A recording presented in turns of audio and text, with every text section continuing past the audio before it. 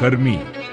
షిమ్యోను కుమారులైన యమూయేలు, యామీను, ఓహదు, యాకీసు, సోహరు, కనానీయురాలి కుమారుడైన షావూలు. లేవి కుమారులైన గెర్షోను, కహాతు, మెరారి.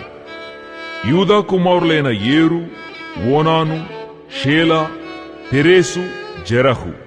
ఆ ఏరును ఓనానును కనాను దేశములో చనిపోయిరి. పెరేసు కుమారులైన హెస్రోను, హామూలు.